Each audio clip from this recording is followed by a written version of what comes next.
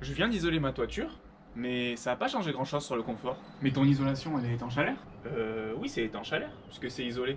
Non? Pas vraiment. On va voir la différence tout de suite.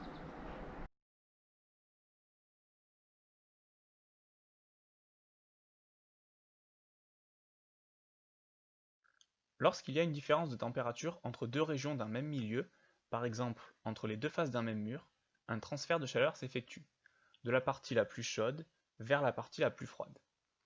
Cette transmission d'énergie est appelée conduction thermique. Elle s'effectue avec plus ou moins de facilité en fonction de la nature du matériau. Ce transfert s'effectue en passant à travers les solides, en l'occurrence le mur dans le cas présent. Il n'y a pas de transfert d'air. Le manque d'étanchéité à l'air, lui, engendre des infiltrations d'air. Par exemple, sur cette image thermique, la partie bleutée, entre les deux ouvrants, illustre que la jonction n'est pas étanche. L'air froid s'infiltre donc à l'intérieur du logement.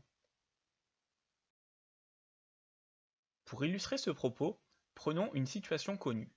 Vous êtes en hiver, vous mettez un pull bien chaud. Votre pull vous assure une bonne isolation. Il y a effectivement très peu de conduction entre votre peau et l'extérieur grâce au pull.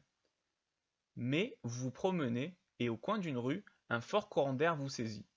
Le pull n'est pas étanche à l'air. Vous avez donc une sensation de froid malgré votre pull. D'après vous, par combien est divisée la performance d'un isolant de 1 m² si nous réalisons une fente de 1 mm d'épaisseur sur 1 m² de longueur au milieu de la surface testée? La réponse est 4,8. La performance de l'isolant sur 1 m² est donc réduite de 80%, d'où l'intérêt que l'isolation soit aussi étanche à l'air. Pour reprendre notre exemple du pull, il faut ajouter un coupe-vent pour éviter de ressentir l'inconfort du manque d'étanchéité à l'air. Pour le bâtiment, c'est la même chose. En matière d'étanchéité à l'air, ce sont souvent les enduits intérieurs et extérieurs qui assurent cette fonction. On peut aussi mettre en œuvre des membranes d'étanchéité à l'air côté intérieur de l'isolant ou des panneaux qui sont différents du parement de finition.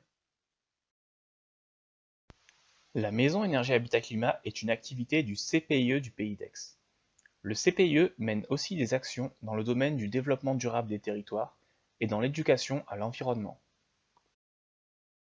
La Maison Énergie Habitat Climat propose 4 actions principales.